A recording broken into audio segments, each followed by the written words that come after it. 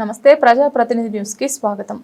తిరుమల శ్రీ వెంకటేశ్వర స్వామివారి పవిత్ర లడ్డు ప్రసాదంపై కూటమి ప్రభుత్వం కావాలని చేస్తున్న అసత్య ప్రచారంపై డాక్టర్ బిఆర్ అంబేద్కర్ కోనసీమ జిల్లా వైఎస్ఆర్ కాంగ్రెస్ పార్టీ అధ్యక్షులు చిర్ల జగ్గిరెడ్డి తీవ్రంగా మండిపడ్డారు.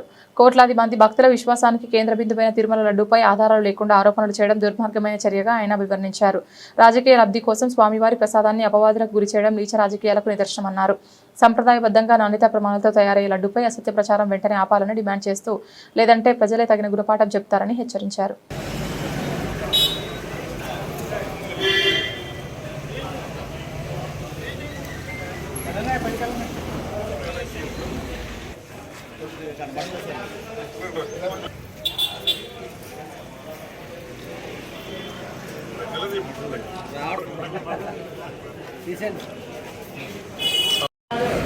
శ్రీ వైఎస్ జగన్మోహన్ రెడ్డి గారిని రాజకీయంగా ఎదుర్కోలేక మనకున్నటువంటి ముఖ్యమంత్రి నారా చంద్రబాబు నాయుడు గారు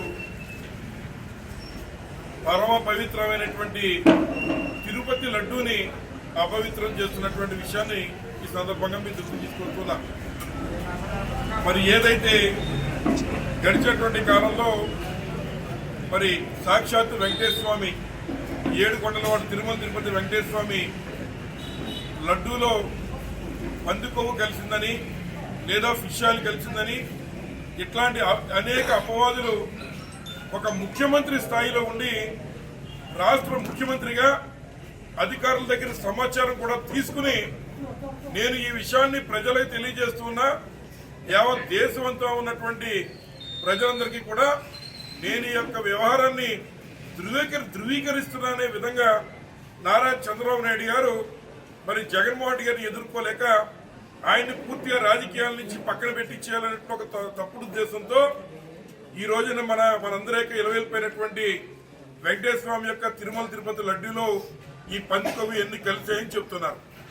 మరి దానిని వ్యతిరేకించి ఏదైతే వైఎస్ఆర్ కాంగ్రెస్ పార్టీ నుంచి వైవి సుబ్బారెడ్డి గారు అత్యున్నత న్యాయస్థానం అయినటువంటి సుప్రీంకోర్టుని ఈ వ్యవహారంలో కలగజేసుకుని హిందూ మనోభావాల్ని కాపాడే కార్యక్రమం చేయండి, ఈ రకంగా రాష్ట్ర ముఖ్యమంత్రి మతిపోయి ఈ రకమైనటువంటి తప్పుడు కార్యక్రమాలు చేస్తున్నారనే విధంగా ఆయన చెప్తే మరి సుప్రీంకోర్టు కలగజేసుకుని ఒక సిట్ ని ఏర్పాటు చేయడం జరిగింది. ఆ సిట్ లో మరి ముగ్గురు అధికారులు ఇతర రాష్ట్రాల నుంచి ఉంటే 2 అధికారులు మన రాష్ట్రం నుంచి కూడా వేయడం జరిగింది. ఈ రోజు సుప్రీంకోర్టుకి సిట్ ఇచ్చినటువంటి నివేదికను ఒకసారి పరిశీలిస్తే ఈ రాష్ట్ర ముఖ్యమంత్రిగా నారా చంద్రబాబు నాయుడు గారు చెప్పినటువంటి విషయం మరి తప్పు. ఎక్కడా కూడా తిరుపతి లడ్డు అపవిత్రం కాలేదు. ఇందులో ఏదైతే మరి పంది కొవ్వు కానీ ఫిష్ ఆయిల్ కానీ లేదా ఇతర కొవ్వులు కలవలేదనేటువంటి మాట చెబుతూనే మరి ఏదైతే వెజిటబుల్ ఆయిల్ లాంటి ఏదైనా కలిసి ఉండొచ్చు మాట సిట్లో వివరించారు. మరి ఈ రోజున నారా చంద్రబాబు నాయుడు గారు ముఖ్యంగా ప్రజలందరూ చీకుడుతున్న తరుణంలో ముఖ్యంగా హైందవ సమాజం అంతా కూడా నారా చంద్రబాబు నాయుడు గారు చేసినటువంటి తప్పుని మరి ఏలెత్తి చూపుతున్న తరుణంలో అతని నుంచి దాని నుంచి తప్పించుకోవడానికి ఈ రాష్ట్ర ప్రభుత్వం మరి ఏదైతే గతంలో పందికో కలిసిందని చెప్పాడు రాష్ట్ర ప్రభుత్వం ఉన్నటువంటి సిట్టు లేదా సుప్రీంకోర్టు అతన్ని చేవాట్లు పెట్టింది. మళ్ళీ ఈ రోజున ఇంకొక అడుగు దిగజారి మళ్ళీ శ్రీశైలం లడ్డూల్లో కూడా అలాగే ఏదైతే శ్రీశైలం మల్లన్న లడ్డూల్లో కూడా తిరుపతి దేవస్థానం లడ్డూల్లో కూడా మరి ఏదైతే బాత్రూములు కడగడానికి ఉపయోగించేటువంటి కెమికల్స్ కలిపారనే మాట మళ్ళీ రెండోసారి నారా చంద్రబాబు నాయుడు గారు చెప్పి మరి ఈ రాష్ట్ర ప్రజల్ని అలాగే దేశానందరినీ కూడా దేశంలో ఉన్నటువంటి హిందువుల మనోభావాల్ని దెబ్బకొట్టే విధంగా ఆయన మాట్లాడుతున్నారు. మేము మనవి చేస్తూ ఉన్నాం. ఏదైతే ఈ ముఖ్యమంత్రిగా ఉండి తగిన సమాచారం తీసుకోకుండా కేవలం రాజకీయాల కోసమే వెంకటేశ్వర స్వామితో యుద్ధం చేస్తూ జగన్మోహన్ రెడ్డి గారిని మట్టుపెట్టడం కోసం వెంకటేశ్వర స్వామి లడ్డు మీద ఈ తెలుగుదేశం పార్టీ తప్పుడు ప్రచారం చేస్తున్నారు. ఇది సాక్షాత్ వెంకటేశ్వర స్వామి మీద ఈ ప్రభుత్వం చేస్తున్న యుద్ధంగా మేమందరం అభివర్ణిస్తూ ఉన్నాం. కాబట్టి ఏదైతే ఇట్లాంటి తప్పుడు మాటలు మాట్లాడుతున్నటువంటి నారా చంద్రబాబు నాయుడు గారిని ఏదైతే ఒకసారి తప్పు దొరికినా మళ్ళీ రెండోసారి అదే తప్పు చేస్తున్నాడు కనుక మరి ఏదైతే బాత్రూములు కడిగేటువంటి సొల్యూషన్ ఏదైతే కెమికల్స్ ఉన్నాయో అదే కెమికల్స్ తో నారా చంద్రబాబు నాయుడు గారి యొక్క నోరు ఆ పార్టీ నాయకులందరూ వెళ్లి కడగాలని హిందువుల యొక్క కాళ్లు పట్టుకుని ఈ తెలుగుదేశం పార్టీ కూటమి నాయకులు క్షమాపణ చెప్పాలని మేము డిమాండ్ చేస్తూ ఉన్నాం. మరి వాస్తవంగా ప్రజలందరినీ కూడా విజ్ఞులైన వారందరినీ కూడా ఆలోచన చేయమని కోరుతాం.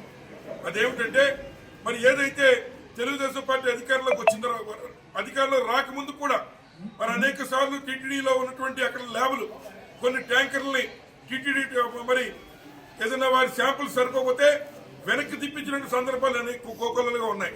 వైఎస్ఆర్ కాంగ్రెస్ పార్టీ అధికారంలో ఉండగా 18 సార్లు ట్యాంకర్లు వెనక్కి తిప్పి పంపించాం. అట్లాగే మన తెలుగుదేశం పార్టీ అధికారంలో రాగానే మరి ఏదైతే 4 ట్యాంకర్లు నెయ్యి మరి ఏఆర్ డైరీ నుంచి వచ్చినటువంటి నెయ్యి ఇందులో మరి ఏదైతే వెజిటబుల్ ఆయిల్ అడల్ట్రేషన్ జరిగింది, వెజిటబుల్ ఆయిల్ కలిసిందని అప్పుడు ఈవోగా ఉన్నటువంటి శ్యామలరావు గారు దాన్ని వ్యతిరేకించిన విషయం మనందరికీ తెలుసు. తదుపరి మళ్ళీ అదే ట్యాంకర్లని మళ్ళీ సిట్ ఏర్పాటు చేసిన తర్వాత వారు కూడా మళ్ళీ ఏదైతే ఇందులో జంతుకోవది కలవలేదని చెప్పిన తర్వాత మళ్ళీ ఏదైతే ఆ 4 ట్యాంకర్లు వ్యతిరేకించిన సందర్భం ఉందో కొండ నుంచి కింద ఒక పెట్రోల్ బంక్ దగ్గర ఒక 4 రోజులు ఆపి మళ్ళీ ఏదైతే వైష్ణవి డైరీస్ అనేటువంటి వేరే ఫామ్ కు వెళ్లి అక్కడి నుంచి కనీసం సీళ్లు కూడా ఓపెన్ చేయకుండా మరి నిషేధించినటువంటి 4 లారీలు కనీసం మళ్ళీ వాటిని ఆ సీళ్లు కూడా ఓపెన్ చేయకుండా 4 రోజులు అట్టే పెట్టి మళ్ళీ దాన్నే మళ్ళీ పట్టుకొచ్చి వైష్ణవి డైరీ ద్వారా పట్టుకొచ్చి మళ్ళీ ఈ ప్రసాదంలో కలిపారని చెప్పి సందర్భంగా మేము మనవి చేస్తున్నాం. ఎప్పటి వరకు తవ్వుకోవాల్సిన అవసరం లేదు. కేవలం ఈ ప్రభుత్వం వచ్చిన తర్వాత ఈ 2-3 నెలల్లో ఒకసారి వారే వ్యతిరేకించారు. మళ్ళీ అదే శాంపుల్ని వేరే ఇన్వాయిస్ లో రాసుకుని దాన్ని వారే మళ్ళీ తిరుమల తిరుపతిలో లడ్డూల్లో కలిపే కార్యక్రమం చేశారు. మరి దీన్ని మేము అడుగుతున్నాం, తెలుగుదేశం పార్టీ నాయకులు, కూటమి నాయకులు దీన్ని ఏ రకంగా మీరు సమర్థించుకుంటారని చెప్పి ఈ సందర్భంగా మేము ప్రశ్నిస్తూ ఉన్నాం. అలాగే ఎప్పటికైనా ఈ రకమైనటువంటి తప్పుడు ప్రచారాన్ని ఆపి అధికారం ఉంది కదా అనేటువంటి మతంతో ఇవాళ కోట్ల రూపాయలు ఎంటర్టైన్మెంట్ కోసం ఉపయోగిస్తూ మరి తిరుమల తిరుపతి దేవస్థానం లడ్డూని మరి అనేక అపచారాలు జరిగాయని లేదా దాన్ని వైఎస్ఆర్ కాంగ్రెస్ పార్టీ రుద్దాలని చంద్రబాబు నాయుడు గారు మరింత దిగజారి రాజకీయం చేయడాన్ని మేము వ్యతిరేకిస్తూ ఉన్నాం. ఇవాళ తెలుగుదేశం పార్టీ నాయకులంతా కూడా ఆత్మవిమర్శ చేసుకోవాలని కోరుతున్నాం. వెంకటేశ్వర స్వామితో ఆటలొద్దు. మీ యొక్క కుటుంబాలు కట్టి కుదుపుతాయి. రేపు జరిగేటువంటి తప్పులు రేపు కుటుంబాన్ని కూడా కట్టి కుదుపుతాయని ఈ సందర్భంగా మీకు మనవి చేస్తూ ఉన్నాం.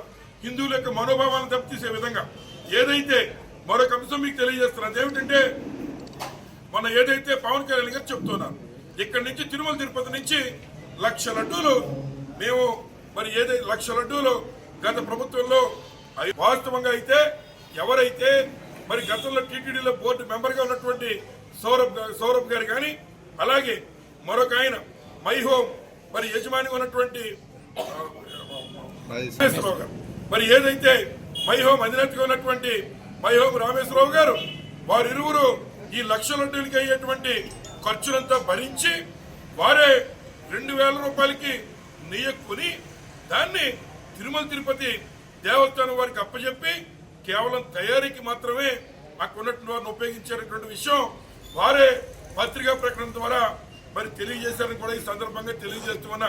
మన దురదృష్టం ఈ రాష్ట్రంలో ముఖ్యమంత్రిగా ఉన్నవాళ్ళు, డిప్యూటీ ముఖ్యమంత్రిగా ఉన్నటువంటి వాళ్ళు కనీసం అధికారుల దగ్గర సమాచారం తీసుకోకుండా రాజకీయాల కోసం ఏదైతే జగన్మోహన్ రెడ్డి గారిని అణగదొక్కడం కోసం జగన్మోహన్ రెడ్డి గారిని రాజకీయంగా మరి హిందువుల్లో మరి ఆయన్ని క్రిస్టియన్ కనుక ఆయన్ని ఇబ్బంది పెట్టాలనే ఆలోచనతో ఈ రోజు రాష్ట్ర వ్యాప్తంగా జగన్మోహన్ రెడ్డి గారిని రాజకీయం ఎదుర్కోలేక ఈ రోజున తిరుపతి లడ్డూని వెంకటేశ్వర మీద యుద్ధం చేస్తున్నారని చెప్పి సందర్భంగా మనం చేస్తున్నాం. అలాగే తెలుగుదేశం పార్టీలో ఉన్న కొంతమంది ఎమ్మెల్యేలు వారు కూడా ఈ రోజున ఇబ్బందులు పడుతున్నారు. ఈ చంద్రబాబు నాయుడు గారు చెప్పిన తప్పుల్ని చెప్పలేక వెంకటేశ్వర స్వామిని నిందించలేక వెంకటేశ్వర స్వామి యొక్క పవిత్రమైన లడ్డూని అపవిత్రం చేయలేక ఇవాళ మరి అరవ శ్రీనివాస్ జనసేన ఎమ్మెల్యే కూడా ఆయన మనసులో మాట తిరుపతి లడ్డూలో ఎటువంటి అపచారం జరగలేదని మరి నిన్న పత్రికా ముఖంగా కూడా ఆయన చెప్పిన విషయాన్ని సందర్భంగా మీ దృష్టికి తీసుకొస్తున్నాం. కాబట్టి ఇప్పటికైనా చంద్రబాబు నాయుడు గారు ఇటువంటి నీచ రాజకీయాలు మీరు రాజకీయం చేయండి, మేము సిద్ధంగా ఉన్నాం. ఎన్నికలు చేయండి, రాజకీయాలు చేయండి. పవిత్రమైనటువంటి వెంకటేశ్వర స్వామిని మరి వారి లడ్డూని ఈ కార్యక్రమాలకు ఉపయోగించొద్దని చంద్రబాబు నాయుడు గారు ఇప్పటికన్నా చేస్తున్న తప్పుడు ప్రచారాలు కట్టి పెట్టాలని ఈ సందర్భంగా మనవి చేస్తూ ఎక్కడ నలుగురు కూర్చున్నా తిరుపతి లడ్డు చేయాల్సిందిగా ఈ రోజున ఈ రాష్ట్రాన్ని పరిపాలిస్తున్నటువంటి ముఖ్యమంత్రి చంద్రబాబు నాయుడు గారికి అత్యున్నత న్యాయస్థానం సుప్రీంకోర్టు అన్నా కూడా లెక్కలేదు అనేటటువంటి మనకి ఈ మధ్యకాలంలో జరిగిన పరిణామాల వల్ల రూఢి ఉంది. సిట్ ఇచ్చినటువంటి నివేదిక ఎక్కడ కల్తీ జరగలేదు, పంది కొవ్వు లేదా జంతువుల కొవ్వు ఎక్కడా కలవలేదు చెప్పి చెప్పడం జరిగింది. అంతేకాకుండా వారు వేసినటువంటి ఛార్జ్ షీట్లో కూడా ఎక్కడ కరుణాకర్ రెడ్డి గారి పేరు కానీ వైవి సుబ్బారెడ్డి గారి పేరు కానీ ఎక్కడ ప్రస్తావించబడింది. అయినప్పటికీ కూడా ఏదో మసుకు స్మారేడుగా చేయాలనేటటువంటి ఆలోచనతో తెలుగుదేశం వారు ఉన్నారు అనేది మనందరికీ ప్రశ్నించే కొంతగా ఏదైతే ఉందో వాళ్ళు ఏదో రకంగా ఆ గుర్తును వేయాలి, వాళ్ళు బయటికి రానివ్వకూడదు అని పాలు చేస్తూ వీళ్ళు రెడ్ బుక్ రాజ్యాంగం పేరిట రక్తపాతాన్ని సృష్టిస్తున్నారు, గొడవలు సృష్టిస్తున్నారు. ఎవరు మాట్లాడితే వాళ్ళని జైల్లో చేస్తున్నారు. ఇది ఒక రకమైనటువంటి చెప్పాలంటే నువ్వు తప్పుడు తర్వాత ఏ రకంగా సృష్టింపడ్డాడో ఆ రోజున ఆ రాక్షసులు అదే రకంగా ఈ చంద్రబాబు నాయుడు గారు జగన్మోహన్ రెడ్డి గారి ప్రభుత్వం చేస్తూ శిక్షణ పడతారు అనేటువంటి రాబోయే కాలంలో ఖచ్చితంగా జగన్మోహన్ రెడ్డి గారి ప్రభుత్వం వస్తుంది. ప్రజలకి మేలంటూ జరిగిందంటే అది జగన్మోహన్ రెడ్డి గారి ప్రభుత్వంలో తప్ప ఇవాళ ఈ ప్రభుత్వం కక్షపూరితమైనటువంటి చర్యలు వీళ్ళు ఎక్కడ ఏమి జరిగినా పట్టించుకోరు. తిరుపతి లడ్డు గురించి మాట్లాడతారు తప్ప శ్రీశైలం కానీ శ్రీశైలం లడ్డు గురించి చెప్తారు. అంటే మన రాష్ట్రంలో ఉన్నటువంటి దేవస్థానాలన్నింటినీ కూడా వీళ్ళు ఏ రకంగా అగౌరవం చేయాలో ఆ రకమైనటువంటి చేస్తారు. దానివల్ల ప్రపంచవ్యాప్తంగా కొన్ని కోట్ల మంది భక్తులు ఇక్కడికి వస్తారు, తిరుపతి కానీ ఇంకో చోట కానీ. అక్కడికి వచ్చిన వాళ్ళు అందరూ కూడా మనోభావాలు కూడా దెబ్బతినేటటువంటి పరిస్థితి తీసుకొస్తూ ఆంధ్ర రాష్ట్ర ప్రభుత్వం యొక్క వాళ్ళ దిగజారుడు తను పట్టుకుంటున్నారు అనేది మనందరికీ కూడా